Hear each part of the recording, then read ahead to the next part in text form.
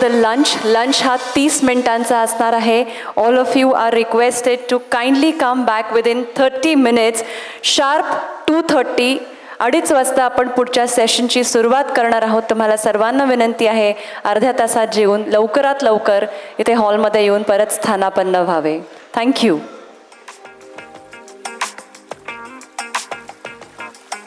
Sessions. I request all the delegates to kindly be seated as we would begin with the sessions after the post lunch. विनंती करीन तुम्ही सर्वांनी बसून घ्यावे. Lunch नंतरच्या सेशन्सची सुरुवात आपण इथे करतोय.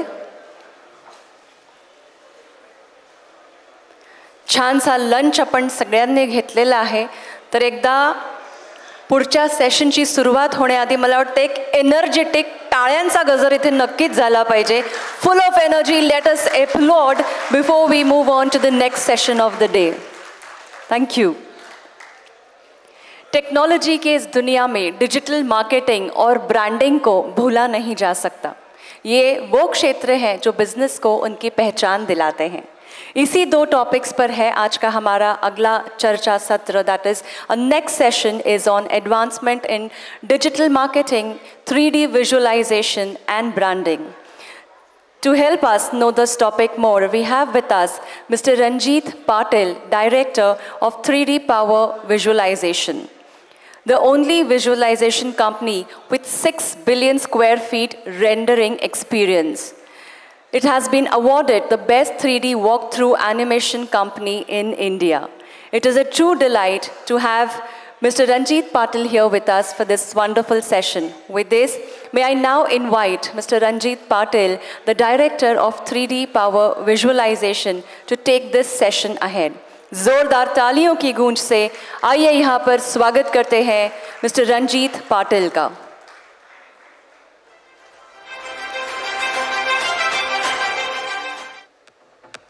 Good afternoon everyone. Good afternoon CREDAI. आज आपण इथे पाहतोय advancement in digital marketing and visualisation in branding. हा टॉपिक आम्ही खैरनार सरांशी डिस्कस करून जे सेल्समध्ये येणारे इश्यूज आहेत किंवा जी काही ॲडव्हान्समेंट होते रिअल इस्टेटमध्ये सेलिंगमध्ये आणि तो जो काही हडल्स असतो तो सॉल्व करण्यासाठी हा मुद्दामून आम्ही टॉपिक निवडलेला आहे. ज्याच्यामध्ये बरेचसे असे सोल्युशन्स येतील जे आपल्याला सेलिंगमध्ये कामात पडतील. थोडं माझ्याबद्दल 2 कंपनी आम्ही वर्कआउट करतो. फाउंडर मी आहे. 3D पॉवर आणि बोल जमुरे. 3D पॉवरमध्ये आम्ही व्हिज्युअलायझेशन आणि वॉकथ्रूचं वर्कआउट करतो. बोल जमुरेमध्ये आमचं डिजिटल मार्केटिंग आणि प्रिंट मीडियावर काम करतो. वर्ल्ड वाईड वर्किंग आहे. आजपर्यंत साधारण 2500+ वॉकथ्रूज आजपर्यंत डिलिव्हर केले आहेत. 12,000+ टाउनशिप्स आपण रेंडर केलेले आहेत. 41,000 आमचे इंटरॅक्शन्स आहेत क्लायंटसोबत. 1,000+ आर्किटेक्टसोबत वर्कआउट केलेलं आतापर्यंत काम आणि करतो आहे. 4,000+ रिअल इस्टेट डेव्हलपरसाठी आजपर्यंत काम केलं आहे, परत करतो आहे आपण. 100+ सिटीज इंडियामध्ये काम करत चाललेलं आहे. प्लस 32 कंट्रीजला वर्कआउट चालू आहे. 3D व्हिज्युअलायझेशनमध्ये ह्या आमच्या सर्व्हिसेस आहेत. Architectural visualisation, walkthrough, VR walkthrough, media आणि ब्रँडिंग. 100+ लोकांची टीम आहे. पूर्ण छत्रपती संभाजीनगरला सेटअप आहे आमचं. ज्यावेळेस आपण रिअल इस्टेट हा शब्द आपल्या समोर येतो आणि ज्यावेळेस आपण म्हणतो की डिजिटल मार्केटिंग आपल्याला त्याच्याशी संदर्भात बोलायचं आहे, तर त्यावेळेस आपण डिजिटल फुटप्रिंट्स काय आहेत ऑनलाईनवर त्या पाहणं गरजेचे आहे रिअल इस्टेटच्या पॉईंट ऑफ व्ह्यूने. गुगल म्हणतोय त्यांच्याकडे साधारण 5,000 ते 7,000 डेली सर्चेस आहेत related real estate in Maharashtra. 5 ते 7 लाख सर्चेस इन महाराष्ट्र. फेसबुकमध्ये साधारण 42 लाख इंटरॅक्शन्स आहेत रिअल इस्टेटच्या ॲड्सचे फेसबुकवर डेली. त्याच्यानंतर इंस्टाग्रामवर साधारण 27 लाख एंगेजमेंट किंवा इंटरॅक्शन्स आपण म्हणू शकतो. हे डेलीचा फिगर आहे. लिंक्डइनवर तो फिगर आहे 1.5 लाख ते 6 लाख. गुगलचं असं म्हणणं आहे आणि हे त्यांच्या पोर्टलवर पण अपडेट आहे, महाराष्ट्रामध्ये साधारण 9,000 ते 12,000 फ्लॅट्स, घरं किंवा सेलिंग बाईंगची जी काही प्रोसेस आहे त्याच्यामध्ये गुगल इन्व्हॉल्व आहे. मंथली हे घरं जे विकले जातात ते 9,000 ते 12,000, त्याच्यात गुगल डायरेक्टली इनडायरेक्टली इन्व्हॉल्व आहे. त्याच्यानंतर पुढे सोशल मीडियामध्ये जे कंबाईन प्लॅटफॉर्म आहेत, फेसबुक झालं, लिंक्डइन झालं, इंस्टाग्राम, यूट्यूब, त्यांचा दावा आहे की ते 7,500 ते 15,000 घरांच्या डीलिंगमध्ये इन्व्हॉल्व आहेत, डायरेक्टली इनडायरेक्टली. आणि ही फिगर खूप मोठी आहे. सगळेजण आपण रिअल इस्टेटमधून आहात, हे फिगर्स तुम्हाला येत असतील लक्षात. डिजिटल वर्ल्ड काय चाललं आहे सध्या. आता बरेच जण, आता कालच्या सेशनला पण पॅनल डिस्कशनला विषय होता की Tier 2, Tier 3 सिटीजला सेलिंगला इश्यू आहे. बरेचसे पॅनल डिस्कशनमध्ये ब्रँड आयडेंटिटी क्रिएट करणे, ब्रँड इमेज बनवणे, याच्यावर पण डिस्कशन झालं. आजच्या डेटला पण रणजित सरांनी चांगल्या गोष्टीवर हे टाकलं की सेलिंग कसं असायला पाहिजे. 40-40-20चा रूल त्यांनी सांगितला की 3 महिन्यामध्ये, पहिल्या 3 महिन्यात तुम्हाला जर सेलिंग करायचं असेल तर 40% पर्यंत सेलिंग केलं तो प्रोजेक्ट तो व्हायबल ठरतो, असा त्यांचा इनपुट होता. सेम ट्रॅकवर आपण आहोत. जे डिजिटल डिव्हायसेस आता सगळे, तुम्ही सोशल मीडियावर किती लोक लाईव्ह असतील आता प्लीज सांगू शकतील. Social media, Facebook, Instagram, LinkedIn, thank you. मी एक सर्च सांगतो आपल्याला, तो सर्च तुम्ही इमिजिएटली करून घ्या please. 4 BHK flats in Chennai. जेही लोक सोशल मीडियावर सध्या आहेत किंवा गुगलवर आहेत त्यांनी प्लीज एक सर्च करावा, ज्याने हा सेशन थोडा इंटरॅक्टिव्ह पण होईल. की 4 BHK फ्लॅट्स इन चेन्नई किंवा 3 BHK फ्लॅट्स इन चेन्नई किंवा 4 BHK luxurious flats in Chennai, अशा टाईपचा एक सर्च आता तुम्ही करून ठेवा. पुढे आपण बोलू थिंक, टॉक अँड सर्च. ज्यावेळेस तुम्ही एखादी गोष्ट विचार करताय त्यावेळेस सुद्धा सोशल मीडिया तुम्हाला रेकॉर्डिंग करतोय. फॉर एक्झाम्पल, तुम्ही सोशल मीडियावर आलात, एखाद्या पोस्टवर थोडा वेळ थांबलात, तर सोशल मीडिया पाहतोय की कोणत्या पद्धतीच्या पोस्टवर हा पर्टिक्युलर युजर थांबतोय आणि तो त्याच्याबद्दल अजून तुम्हाला शो करायला सुरुवात करतो. सेम वे टॉक आहे. जेवढी डिजिटल डिव्हायसेस आपल्या घरात आहेत, फॉर एक्झाम्पल अलेक्सा आहे, आपला मोबाईल आहे, डिजिटल वॉच आहे, हे सगळे एका वेळेस तुम्हाला ऐकतात आहेत. म्हणून म्हणतो तुम्ही जेही काही बोलताय हे सगळं रेकॉर्ड होत आहे. आणि जे काही बोलताय आणि त्याच्याशी रिलेटेड त्या कन्झ्युमरने किंवा त्या प्रॉडक्ट ओनरने ॲड सेट केलेल्या आहे, त्या ॲड्स तुम्हाला काही वेळाने दिसायला लागतात. सर्च करतोय आपण गुगलवर, कोणतीही गोष्ट एका वेळेस सर्च केली जाते, ती सर्च केलेली गोष्ट पुढे इंटिग्रेट होते सोशल मीडियासोबत. ओमनी प्रिंट हा एक वर्ड आहे जो ह्या पूर्ण प्रोसेसला आपण सेट करू शकतो. ओमनी प्रिंट म्हणजे काय होतं की तुम्ही कन्सिस्टंट आणि इंटिग्रेटेड प्लॅटफॉर्मवर काम करायला पाहिजे. जो प्लॅटफॉर्म कन्सिस्टंट आहे आणि जो इंटिग्रेटेड आहे, म्हणजे कोणतीही गोष्ट त्याच्यामध्ये जर सेट केली त्याचा फीडबॅक घेता आला पाहिजे. म्हणून ओमनी प्रिंट हा शब्द येतो डिजिटलमध्ये, ज्याच्यामध्ये आपण सोशल मीडियाचे जेवढेही आहेत, Facebook, Instagram, LinkedIn, YouTube, WhatsApp, आणि हे सगळे गोष्टी आपण चॅटबॉट किंवा CRM किंवा त्याच्याशी रिलेटेड असलेले चॅटबॉटसोबत इंटिग्रेट करू शकतो. ते कसे? युजर जर्नी किंवा बायर जर्नी किंवा सर्च जर्नी कशी असू शकते एखाद्या बायरची. जर एखादा बायर सोशल मीडियावर आला किंवा तो गुगलवर आला आणि तिथे त्याने सर्च केला की त्याला 3 BHK फ्लॅट पाहिजे, 4 BHK फ्लॅट पाहिजे, तो सर्च होतोय.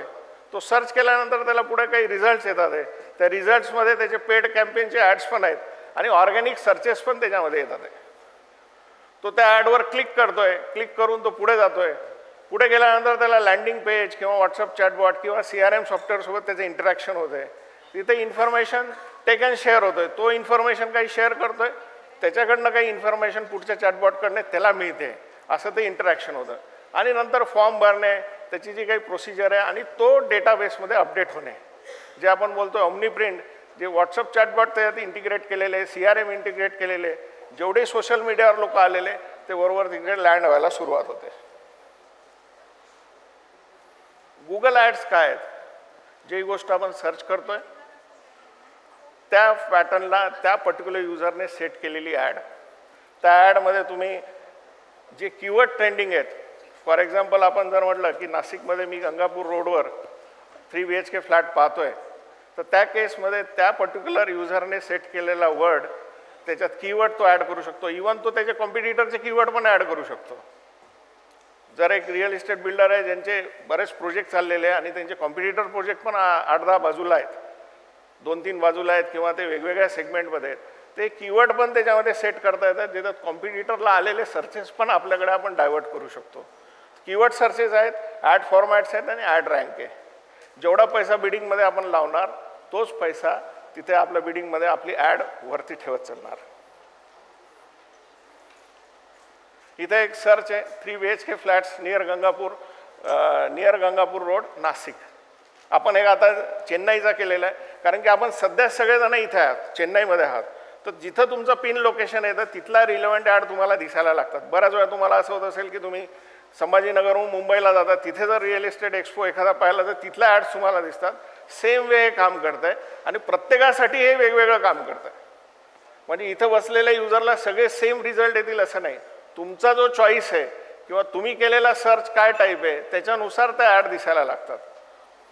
तर इथं हा सर्च केलेला आहे, याच्यात पहिले 4 हे आलेले आहेत ज्यांच्या ॲड सेट आहेत. मॅजिक ब्रेक्स आहे, 99 एकर आहे आणि खाली पण बरेचसे त्याच्यात ऑर्गॅनिक सर्चेस पण येतात जे गुगलला द्यावंच लागतात. गुगलचे ॲड कुठे कुठे दिसतात? ज्यावेळेस आपण एक सर्च केला गंगापूर रोडला, त्याच्यानंतर आपल्याला ॲड दिसले आणि ह्या ॲड दिसल्यानंतर गुगलचे अजून कोणते फॉलोअप नेटवर्क आहे ते आपण इथे पाहू शकतो की रिमार्केटिंग ज्याला म्हणतात, की ती ॲड तुमच्या मागे परत तुमचा फॉलोअप घ्यायला लागते. तर that is Google display network. तर गुगल डिस्प्ले नेटवर्क कुठे आहे? ज्या युजरने स्वतःचे वेब पेजेस हे इंटिग्रेट केलेले आहेत गुगलसोबत, ऑप्टिमाइज केलेले आहेत, त्यांनी तिथे ॲड दिसायला सुरुवात होतं. फॉर एक्झाम्पल फिटनेसचे ॲप आहेत, TOIचं ॲप आहे, ब्लॉगिंग्स आहेत. त्याच्यानंतर यूट्यूबवर तुम्हाला ॲड दिसायला लागतात. यूट्यूब इंटिग्रेटेड विथ जीमेल आहे. यूट्यूबवर तुम्हाला ॲड दिसायला लागतील. जे सर्च तुम्ही गुगलवर सुरू केलेला आहे तो सर्च, जर तुम्ही तिथून तो सर्च आणि त्याने ॲड जर तिकडे सेट केलेला असतील तर तुम्हाला सेम ॲड तुम्हाला गुगलला पण दिसायला लागतील. जीमेल, जे ईमेल आपण मेल बॉक्स पाहतो तिथे पण आपल्याला पॉपअप 2 तुम्हाला ॲड्स तिथे दिसू शकतात. आणि चौथा आहे गुगल सर्च. हे काही स्क्रीनशॉट्स आहेत की तुमचा फिटनेस ॲप आहे तर फिटनेस ॲपचे तिथे खाली तुम्हाला ॲड दिसते. त्याच्यानंतर ट्रू कॉलर आहे, ट्रू कॉलरमध्ये तुम्हाला ॲड दिसते. त्याच्यानंतर TOIचं ॲप आहे, ब्लॉग आहे, तिथे ॲड दिसते. असे लॅक्स ऑफ पोर्टल्स आहेत जिथे गुगल डिस्प्ले ॲड दिसायला लागतात. तुम्ही केलेला सर्च, त्या सर्च केलेल्या व्यक्तीने लावलेली ॲड आणि तुम्ही जिथे जिथे जाल ती ॲड तुम्हाला फॉलोअप घ्यायला लागते. That is called remarketing. हा गुगलचा प्रकार झाला. यूट्यूबवर अशा ॲड दिसायला लागतील सेम वेने. फेसबुकवर आपण ज्यावेळेस जातोय, फेसबुकवर जो सर्च आपण गुगलवर केलेला आहे आणि ते गुगल सर्च करून तुम्ही तुमच्या सोशल, म्हणून मी मगाशी विचारलं की किती जण सोशल मीडियावर आहात, तो गुगलला तुम्ही एक सर्च केला, ते पेज सोडून दिलं, तिथं क्लिकसुद्धा नाही केलं, तिथं फक्त तुमचे इम्प्रेशन्स आलेले तुमच्या सर्चचे आणि तुम्ही थोड्या वेळाने तुमच्या सोशल मीडियावर आलात तर तुम्हाला त्या केलेल्या सर्चच्या रिलेव्हंट ॲड लगेच दिसायला सुरू करतात. म्हणजे तुमचा इंटरेस्ट आहे 3 BHK 4 BHK product in Chennai, in Gangapur, Nashik, जो काही सर्च आहे त्या ॲडला केलेल्या सेट ॲड ह्या तुम्हाला फॉलोअप घ्यायला सुरुवात करतात. सेम म्हणजे गुगल, फेसबुक हे पूर्ण इंटिग्रेटेड प्लॅटफॉर्म आहे. आपण म्हणतो ओमनी प्रिंट, की सोशल मीडिया आणि जीमेल हा पूर्ण इंटिग्रेटेड आहे. तो आपल्याला पुढे इंटिग्रेट करायचा आपल्या सेलिंग टीमला, की त्यांनी तो इफेक्टिव्हली वर्क करायला पाहिजे. फेसबुकच्या ॲड ह्या पद्धतीने काम करतात, त्याच्यात पेज लाईक आहेत, एंगेजमेंट आहेत आणि लीड्स आहे. लीड्स हा वर्ड सगळ्यांना कॉमन असेल, लीड्स आने चाहिए, लीड नाही आहे आज. तो लीड हा प्रकार असतो याच्यामध्ये. आणि मेटामध्ये फॉर एक्झाम्पल फेसबुकमध्ये फेसबुक आणि इंस्टाग्राम हे कंबाईन आहेत आणि दोन्हीमध्ये ज्या ॲड्स चालतात त्या आपण पाहूया. साधारण हे ॲड सेटअप आहे फेसबुकमध्ये. या ॲडव्हान्स सेटअपमध्ये पण आपण जाऊ शकतो. हा इनिशियल सेटअप आहे की तुम्हाला बायर कोणत्या एजचा पाहिजे. जर तुमच्याकडे लक्झरी प्रॉडक्ट असेल, अफोर्डेबल प्रॉडक्ट असेल तर त्याची प्राईस रेंज काय असायला पाहिजे, तो घेणारा व्यक्ती कसा असू शकतो, कोणत्या एरियातून येऊ शकतो, तुम्हाला किती दूरपर्यंत प्रॉडक्ट विकायचं आहे.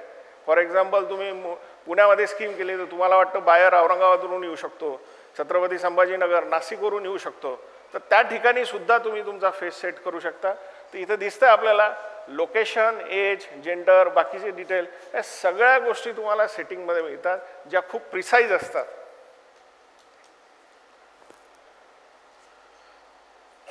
फेसबुकमध्ये ॲड फीड आहे. फेसबुकमध्ये टोटल आपण 17 ते 19 टाईपचे ॲड्स आहेत जे फेसबुक प्लस इंस्टाग्रामवर आपल्याला सेट होतील.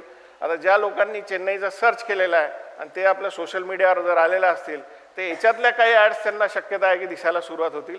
बिल्डर वेगळा राहील, लोकेशन वेगळं राहील, प्रॉडक्ट थोडं वेगळं असू शकतो, पण करोसल ॲड आहे, रील आहे. इवन तुम्ही इंस्टाग्रामला गेलात आणि रील फीडला जरी गेलात तर रील फीडवर पण त्या ॲड फ्लोट व्हायला लागते. सेम वे दोघांचे फीड इथं आपण कव्हर केलेत. पोस्ट आहेत, आर्टवर्क आहेत. आता याचं पुढे इंटिफिट काय की आपण हे एवढं सगळं ॲड सेट केलं, आपण ऑर्गॅनिक वर्क पाहिलं, तर बेनिफिट काय? तर इंस्टाग्रामवर आपण गेलोत, फेसबुकवर आपण गेलोत, गुगलवर आपण गेलोत, रिमार्केटिंग आपल्याला फॉलोअप करत आहे. त्याच्यावर क्लिक केलेला प्रत्येक व्यक्ती तो व्हॉट्सअप चॅटबॉट किंवा CRMला आणणं, दॅट इज इंटिग्रेशन, आपण हे इफेक्टिव्ह करू शकतो with the help of WhatsApp. म्हणजे ज्या ॲड ज्याचा इंटरेस्ट जिथे जिथे फ्लोट होतोय त्या इंटरेस्टला त्याला कसं चॅनलाइज करायला पाहिजे आणि सेल टीमचं काम कसं इफेक्टिव्ह करायला पाहिजे ते आपण इथे पाहूया.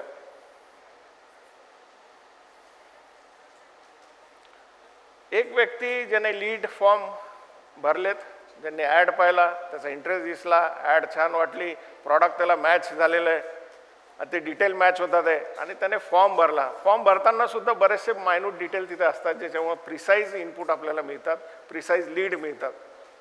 मग ती लीड आल्यानंतर काय, ते सगळ्यांकडे मोठा विषय असतो. मी ब्रँडिंग कन्सल्टंट पण बऱ्याच ठिकाणी काम करतो की सेल्सवाले इफेक्टिव्ह काम नाही कर रहे, लीड दिया, कॉलिंग किया, फॉलोअप किया, कुछ मालूम नाही. फीडबॅक त्याला विचारलं तो म्हणतो प्रत्येक क्लायंटला मी 3 वेळा 4 वेळा कॉल केला, बोललं नाही. त्याचा अपडेट आपल्याकडे फीडबॅक नसतो. इनिशियल लेवलवर जे काही फॉलोअप सेट करायचे असतात ते इनिशियली फास्ट ट्रॅक सेट केले गेले पाहिजे. ते आपली सेल्स टीम करते नाही करते हे बरेचसे इश्यूज असतात. त्याच्यासाठी व्हॉट्सअप चॅटबॉट हे एकदम इफेक्टिव्ह मीडियम आहे जे आपल्याला सेल्स टीमचा 90% ऑफ वर्क ते फटाफट करून टाकतं. 24/7 ते तुमचं जर तिथे फीड प्रॉपर केलेलं आहे तर 24/7 ते कस्टमरला सपोर्ट करतं आहे. व्हर्च्युअल टूल ते करून घेतं आहे. मेसेजिंग अँड नोटिफिकेशन पटापट ते अपडेट करत चालतं आहे, पुढच्या युजरला ते इंटरॅक्ट करतं आहे. अपॉइंटमेंट शेड्युलिंग पण आहे. म्हणजे तुम्ही ॲड पाहिल्यात, फॉर्म भरलात, तिथं तो जर व्हॉट्सअप चॅटबॉटवर लँड झाला तर ते व्हॉट्सअप तुम्हाला म्हणतं आहे की हे 2 प्रॉडक्ट ह्या बिल्डरकडे आहेत, ह्या 2 प्रॉडक्टमध्ये त्याला रिलेव्हंट वाटला तर त्याची अपॉइंटमेंट बुक करायची का, त्याचं व्हिजिट बुक करायची का, ते अपॉइंटमेंट पण तिथे व्हॉट्सअप चॅटबॉट घेतो आहे. प्रॉपर्टी लिस्टिंग पण आपल्याला व्हॉट्सअप चॅटबॉटवर करता येते आणि लीड जनरेशन पण त्याच्यावर पूर्ण पद्धतीने लँड करतात. म्हणजे जी इनिशियल आपल्या माइंडमध्ये जे प्रॉब्लेम्स आहेत किंवा सेल्सच्या टीमचे एक्झिक्युशनचे प्रॉब्लेम्स आहेत की तो एक फिअर असतो माइंडमध्ये की हे काम होतं आहे नाही होतं आहे, ते इनिशियल लेवलचं सगळं काम त्या युजरला प्रॉपर वेने माहिती देणे, तिथपर्यंत पोहोचणे, त्या प्रोजेक्टचा प्रॉपर इनपुट देणे, त्या ब्रोशर त्यापर्यंत पोहोचवणे, त्याची AV, त्याचा VR सगळी इन्फॉर्मेशन देणे. त्या युजरला वाटलं की मला आता अपॉइंटमेंट हवी, ते अपॉइंटमेंट पण तो बुक करून देतो आहे आणि तुमच्या सेल्स पर्सनपर्यंत ते लँड करून देतो आहे. म्हणजे मेजर वर्क जे आपल्याला फिअर आहे तो इथे सॉल्व्ह होतो आहे. हे व्हॉट्सअप चॅटबॉटचं फीड आहे. QR कोड सगळीकडे ट्रेंडिंग आहे. QR कोड एक बनणार, तो तुमचा प्रिंट मीडियावर पण जाणार, सोशल मीडियावर पण जाणार, हा सोशल मीडियाशी इंटिग्रेट पण होणार आणि तुमचा आलेला कस्टमरला व्हॉट्सअप चॅटबॉट ॲटोमेटेड कशा पद्धतीने हेल्प करतं इथे दिसतंय. माझ्या कंपनीचा QR कोड मोस्टली जे ग्रुप बनलेले आहेत क्रीडाईचे त्याच्यामध्ये मी पोस्ट करायला सांगितलेला होता, मे बी पोचला असेल, तो आमच्या कंपनीची इन्फॉर्मेशन देणारा QR कोड आहे. तो जर स्कॅन केला तर आमचा व्हॉट्सअप चॅटबॉट ताबडतोब तुमच्यासोबत इंटरॅक्ट करायला सुरुवात करेल, सगळी इन्फॉर्मेशन आपल्याला भेटायला सुरुवात होईल. तो व्हॉट्सअप चॅटबॉट जे कामं आहेत ते ॲटो मोडवर सगळेचे सगळे तुमच्या बॅकएंडला कंप्लीट करून देतो आहे. कॉल हवा आहे, तुम्हाला इमिजिएटली त्यांच्याशी बोलायचं आहे, ते सगळ्या गोष्टी व्हॉट्सअप चॅटबॉट फटाफट करेल. इवन त्याने जर कॉल केला तर तो कॉल तिकडे आता नवीन एक टेक्निक आली ज्याच्यामध्ये ॲटोमेटेड कॉल पण तिथे बोलतात आहे. म्हणजे व्हॉट्सअप चॅटबॉट स्वतःहूनच त्याच्यासोबत इंटरॅक्ट होतो आणि बोलायला लागतो, जसं IVR सिस्टीम आहे. आता हे ज्यावेळेस मी इलॅबरेट करतोय की गुगल, फेसबुक आणि ह्या सगळ्या गोष्टी, आता हे करतोय कोण आणि किती वास्ट लेवलवर हे काम चालतंय. मी नेहमी जेव्हा माझे कन्सल्टिंगला जातो त्यावेळेस मी बोलतो की बिल्डरचे डिसिजन हे स्ट्रॅटेजिक असायला पाहिजे, ते लेबरच असायला नाही पाहिजे की तो प्रत्येक ॲक्टिव्हिटीमध्ये. आणि सेल्स ही अशी ॲक्टिव्हिटी आहे ते एक्झिक्युशन व्यतिरिक्त सेल्सचं बऱ्यापैकी प्रेशर असतं. लिक्विडिटी असणे, कॅश फ्लो असणे, बुकिंग व्यवस्थित होणे, फॉलोअप सेट होणे, काम बरोबर चालू आहे. त्या अँगलने जर पाहिलं तर हे मुंबईचे मोठे बिल्डर आहेत जे पॅन इंडिया काम करतात. लँड डेव्हलपमेंटपासून तर सगळे होम प्रॉडक्ट्सपर्यंत आहेत. साधारण 40 ते 50 यांचे प्रोजेक्ट सध्या लाईव्ह आहेत आणि त्यांच्या 140 ॲड्स फेसबुकवर सध्या सुरू आहेत आणि डेलीचा त्यांचा स्पेंडिंग साधारण 4.5 ते 5 लाख रुपये पर डेचा स्पेंडिंग आहे ॲड्सवर. नाव मी मुद्दाहून हाईड केलेले आहेत. पुण्याचे बिल्डर आहेत, 12 प्रोजेक्ट यांचे लाईव्ह आहेत सध्या. 12ही प्रोजेक्टसाठी सेलिंगचा प्रोसेस सुरू आहे. 56 ॲड्स पूर्ण सुरू आहेत. हे काल परवापर्यंतचा रिपोर्ट आहे. ॲड ॲक्टिव्ह आहेत. BJP 2019 पासून तर 2024 म्हणजे काल परवा 25 पर्यंत सिंगल पेज BJPचा जो आहे, जो मेन पेज आहे BJP इंडिया लेवलचा, त्याचं स्पेंडिंग नियर अबाउट 30 CR आहे. 5 वर्षामध्ये 5 करोड रुपये त्यांनी त्यांच्या प्रमोशनसाठी सेट केलेले आहे, फक्त सिंगल पेजसाठी. बाकीची इतर वेगळे. आता आपण आतापर्यंत बरेचसे पाहिलं की पेड काय हे सगळ्या गोष्टी बोललो. फ्री काय? असं नाही का सगळ्याच गोष्टी पेड आहेत. फ्री काय? वेबसाईट छान असायला पाहिजे, वेबसाईटचं वर्किंग छान असायला पाहिजे. आपली स्वतःची ब्रँडची वेबसाईट असणं कंपल्सरी आहे. ती पण खूप जास्त इंटरॅक्ट होऊ शकते. तिथे पण व्हॉट्सअप चॅटबॉट आपला इंटरॅक्ट होऊ शकतो. Proper website with SEO, search engine optimisation, Google optimisation त्याचं झालेलं पाहिजे, बिंगचं ऑप्टिमायझेशन झालेलं पाहिजे. ते जर मिळायला लागलं तर ते सर्चेसमध्ये आपल्याला सपोर्ट मिळू शकतो. चांगली वेबसाईट हे युजरसाठी ट्रस्टचा विषय. कालच्या पॅनल डिस्कशनमध्ये पण आलेलं होतं की ट्रस्ट असायला पाहिजे. तर ह्या पण तशा फुटप्रिंट आहेत की जे कालचं पॅनल डिस्कशन, आजचं पॅनल डिस्कशनमध्ये जेवढेही brand image creation, footprint, website is must. वेबसाईटचा SEO हा मस्ट आहे. Call to action, CTA. Call to action हा असा विषय आहे की जिथे फक्त single mail ID, single call number, single QR code असायला पाहिजे. सगळ्या पोर्टल कॉमन. मग तुम्ही प्रिंट मीडियावरही कुठे देत असाल तर सिंगल नंबर IVR इंटिग्रेटेड असणे, कॉल टू ॲक्शन वेबसाईटवर फास्ट असणे, ब्रोशरवर फास्ट असणे, तुमच्या एक्सपिरियन्स सेंटरला कॉल टू ॲक्शन फास्ट असणे. कॉल टू ॲक्शन हा फ्री आहे. फ्री लिस्टिंग्स आहेत. बऱ्याच जणांना फक्त 4-5 नावं माहिती आहेत की 99 एकर आहे, मॅजिक ब्रिक्स आहे, कॉमन फ्लोअर आहे. याच्या व्यतिरिक्त अजून 1000+ वेबसाईट्स आहेत ज्या रिअल इस्टेटला हेल्प करतात आहे त्यांचं प्रॉडक्ट सेल करण्यासाठी. आणि बऱ्याच ठिकाणी लिस्टिंग्स ह्या फ्री आहेत. 1 वर्ष, 6 महिने, 3 महिने, 15 दिवस, 20 दिवस असे फ्री लिस्टिंग्स आहेत. एका माणसाला लावला तर 2 दिवसात सगळे लिस्टिंग्स तो भरून काढू शकतो एका प्रोजेक्टसाठी. त्या ठिकाणी आपले QR कोडपासून तर कॉल टू ॲक्शन सेट केले तर तुमचं लीड जनरेशन पण फ्लो वाढू शकतो. आता हा प्रकार कशा वेने जातो? आता पुढे आपल्याला जायचं आहे की सेल्सला इंटिग्रेट करायचं. आपण इथे फेसबुकपासून, सोशल मीडिया, वेबसाईटपासून सगळे इंटिग्रेट केलं. आलेल्या लीड इंटिग्रेट करून आपण व्हॉट्सअप चॅटबॉट किंवा CRMला दिल्यात. प्रत्येक रिअल इस्टेट डेव्हलपरकडे सेंट्रलाइज त्याचं स्वतःचं कॉल सेंटर असणं गरजेचं आहे किंवा ऑनलाईन कॉल सेंटर असणं गरजेचं आहे. तो फेज आहे आणि तो HOलाच असायला पाहिजे. आणि तो कॉल सेंटर तिथून त्याचा फॉलोअप घेईल. जो नेक्स्ट लेवलचा त्याचा फॉलोअप आहे, नेक्स्ट लेवलचा त्याचं कम्युनिकेशन आहे, ते पूर्ण इंटिग्रेट करून तो फॉलोअप घेईल. पुढे ते कोणत्या प्रोजेक्टमध्ये फिट होऊ शकतात ते वेगळे प्रोजेक्ट आहेत. 3ही प्रोजेक्टमध्ये एका बिल्डरकडे 3 आहेत, 10 आहेत, 2 आहेत, 1 आहे, सिंगल आहे, कुठं फिट होऊ शकतात ते त्यांनी सेट केलं. आणि जो साईटचा सेल्स पर्सन आहे त्याला ती लीड शिफ्ट केली. म्हणजे आपल्याकडे इकडं आपण ॲड केल्यात, ऑर्गॅनिक वर्क केलं, त्याच्यावरून आपल्या चॅटबॉटवर सगळ्या गोष्टी आल्या. त्या चॅटबॉटच्या गोष्टी सेंट्रलाइज कॉल सेंटरने हँडल केल्या, त्यांनी त्यांच्या CRMमध्ये फीड केलं आणि साईटच्या सेल्स पर्सनला सांगितलं की बाबा आलेले यांचे अपॉइंटमेंट फिक्स झालं, you have to handle it. मग तो पुढे येतोय सीनमध्ये. पण तो पण असा नाही, लिकेज नाही. जर आज त्याला साईटच्या इंजिनियरला 10 लीड दिलेल्या, 20 लीड दिलेल्या, आठवड्यामध्ये 50 लीड दे, त्याला तो फीडबॅक देणं गरजेचं आहे, सिस्टीममध्ये अपडेट करणं गरजेचं आहे, कॉल सेंटरला अपडेट करणं. तो ज्यावेळेस वर्क करतोय त्याचं ॲटोमेशन अपडेट होत चाललं आहे. म्हणजे ज्यावेळेस आपण आता हे सगळी प्रोसेस ॲडॉप्ट करतोय याच्यामध्ये लिकेज कुठेच राहणार नाही की कोणता व्यक्ती आला, लँड झाला, नंबरसुद्धा लॅप्स होणार नाही. बऱ्याच ठिकाणी आम्ही विचारतो सर डेटाबेस है क्या, तर ते म्हणतात आहे एक्सेल शीट में है, ये है वो है. जुना डेटाबेस मिळत नाही. कस्टमरचे नंबर्स असतात, ते म्हणतात आमच्याकडे 5000 फ्लॅट आम्ही विकलेत, 2000 विकलेत, 500 विकलेत, पण डेटाबेस मागितलं तर डेटाबेस मिळत नाही. पण ही जर सिस्टीम तुम्ही ॲडॉप्ट केली तर ह्या सिस्टीममधून तुमचा डेटा लिकेज नाही होणार. ह्या सिस्टीममध्ये डेटाबेस पण तुम्ही ॲड करू शकता, शीट्स अपडेट करू शकता, सगळ्या गोष्टी ॲड ऑन करून हा डेटाबेस जर मेंटेन व्हायला लागला तर हा तुमच्या पुढच्या कस्टमरचा पूर्ण केअर ऑटोमॅटिक घ्यायला लागेल.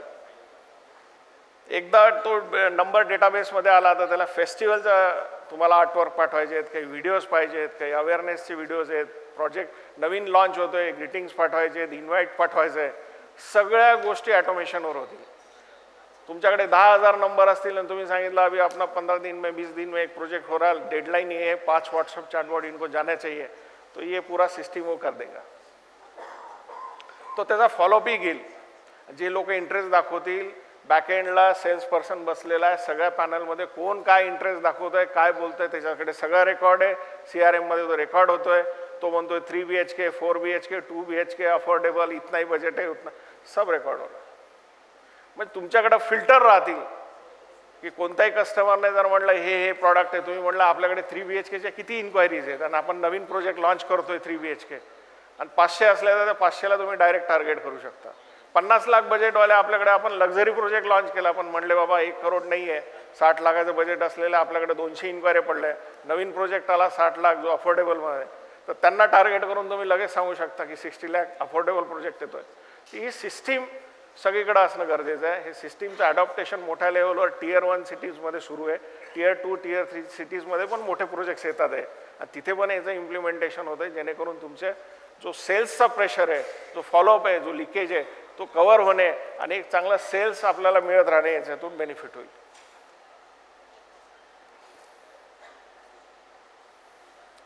लोकांना अँकर करणे हा एक विषय असतो. प्रमोद सरांशी माझं डिस्कशन झालं की अँकरिंग कसं आहे, तर अँकरिंग जे लॉन्चला जे काही विषय असतात त्यावेळेस आपण बरेच ऑफर देतो, पण ऑफर्स ह्या कन्सिस्टंटली यायला हव्या.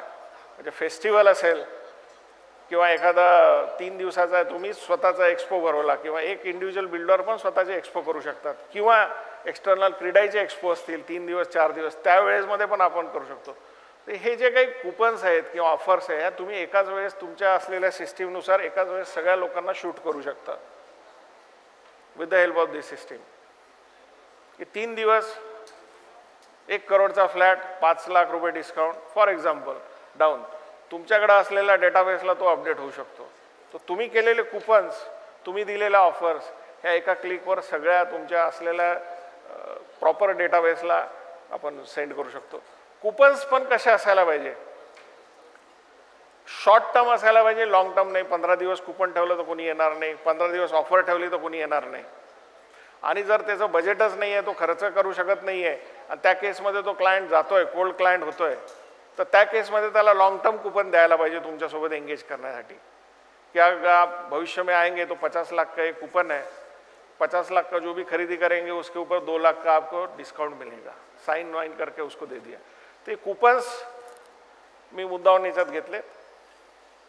एक्सपिरियन्स सेंटर जो आहे तो क्लायंटला एक चांगला एक्सपिरियन्स मिळणे गरजेचं आहे. आतापर्यंत पाहिलं आपण की सेल्समधून लोक आलेत, लीड झालेत, बोलणं झालं, तो साईटवर येतोय. पहिले एक वर्ड सगळीकडे Tier 1 मध्ये बदललेला आहे, Tier 2 मध्ये पण बदलायला सुरुवात झाली की साईट ऑफिस आपण म्हणायचो, आता ते एक्सपिरियन्स सेंटरमध्ये कन्वर्ट झालेलं आहे. एक्सपिरियन्स सेंटर इथून पुढे कोणीही कोणती गोष्ट करत असाल तर साईट ऑफिस बनणे बंद करून टाका, that is experience centre. Experience centre पण असे आहे की प्रॉपर वेलकम होणे, त्याला प्रॉपर गेस्चर असेल, त्याला आल्यानंतर मॉडेल दिसेल, त्याच्यानंतर VR वॉकथ्रू दिसेल, वॉकथ्रू दिसेल, ब्रोशर्स देतील. जर सॅम्पल फ्लॅट बनवलेला असेल तर सॅम्पल फ्लॅटचं त्याला एक्सपिरियन्स करून आणण्यात येईल. ही मार्केटिंगची टीम पूर्णतः वेगळी असेल. हे सगळं प्रोसेस कंप्लीट झाल्यानंतर तो सेल्स पर्सन समोर बसेल. सेल्स पर्सन त्याच्यामध्ये इन्व्हॉल्व होणार नाही. म्हणजे तुमच्या एक्सपिरियन्स सेंटरला पण 2 कॅटेगरी असणं गरजेचं आहे, मार्केटिंग प्लस सेल्स. आणि ते एक्सपिरियन्स सेंटर जर सरपण आहेत की ज्या Tier 1 मध्ये जाऊन किंवा ज्यांचे चांगले, आमच्या छत्रपती संभाजीनगरला प्राईड ग्रुपने 2 एक्सपिरियन्स सेंटर खूप छान बनवलेले आहेत. त्यांचा जर टूर केला तर तुम्हाला लक्षात येईल की कशा पद्धतीने सेलिंगची प्रोसेस अपग्रेड करण्यासाठी आपण एफर्ट घेतोय. आता हे सगळ्या गोष्टींचा आउटकम काय, व्हॉट इज बेनिफिट, हे ओमनी प्रिंट आहे, जीमेल आहे, सगळ्या गोष्टी आहेत. वाव एक्सपिरियन्स कस्टमरला भेटला. आज जर कस्टमर बॉन्ड झाला, आजच्या डेटला माझ्या डोक्यात आलं 3 BHK प्रॉडक्ट घेतोय आणि त्याला पुढच्या 5 दिवसामध्येच तुम्ही असं त्याला प्रॉपर कोऑर्डिनेट करून त्याचा तुमच्या साईटला लँड केला, तर तो वाव एक्सपिरियन्स जो आहे तो विदाऊट लिकेज, की तुम्ही बोललात, कम्युनिकेट केलात, त्याला ब्रोशर अपडेट केलं, सगळ्या सिक्वेन्स ऑफ फ्लो फाईन केला आणि तो तुमच्या साईटवर आला, तो वाव एक्सपिरियन्स आहे. साईटवर आल्यानंतर पण प्रॉपर गेस्चरने त्याचं वेलकमपासून तर सगळी प्रोसिजर कंप्लीट करण्यात आली. ब्रँड इमेज बिल्डिंग होणार, कन्सिस्टंट फ्लो ऑफ कस्टमर होणार. जेही कस्टमर्स आहेत त्यांचा कन्सिस्टंट फ्लो तुमच्याकडे राहील, कारण ही सिस्टीम इंटिग्रेट केलेली आहे. ऑडिटेबल सिस्टीम राहील, कोणतेही डिपार्टमेंट तुमच्याशी खोटं बोलू शकणार नाही. कारण लीड आली, बोललं, फॉलोअप केला, फीडबॅक दिला, किती आले, फायनल झाले, कितींनी व्हिजिट केली, कितींनी केली, ऑडिटेबल सिस्टीम राहील.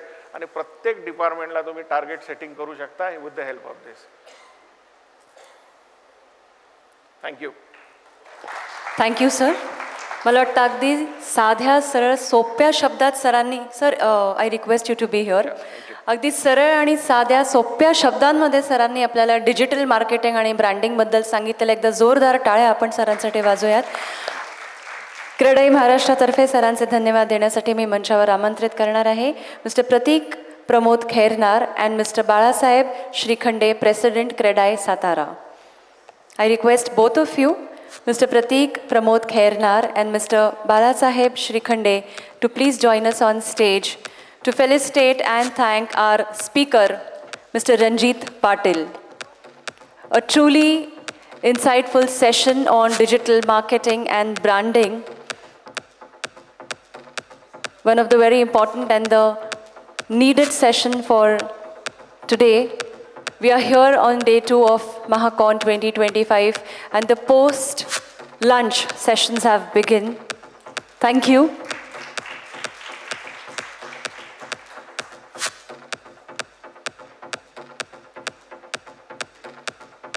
Thank you. Coming up next is a super interesting topic that clubs neuroscience with architecture, and the topic is neuroarchitecture. To take us on this fascinating journey, we are privileged to have with us Mr. Deepak Agrawal, a visionary in this domain. A civil engineer by qualification for over 3 decades, Deepak Agrawal has extensively researched and passionately practiced land genetics, a pure science which blends neuroarchitecture, geology, anatomy, physiology, and several other factors. Mr. Deepak Agrawal has delivered keynote addresses in various national and international forums, frequently interviewed on popular channels, invited by prominent bodies including the United Nations and the UK Parliament. A national award winner in innovative science category, he has made it a mission to popularize and implement this path, breaking the idea for the benefit of entire mankind. With a huge round of applause, let us invite on stage Mr. Deepak Agrawal for the next session.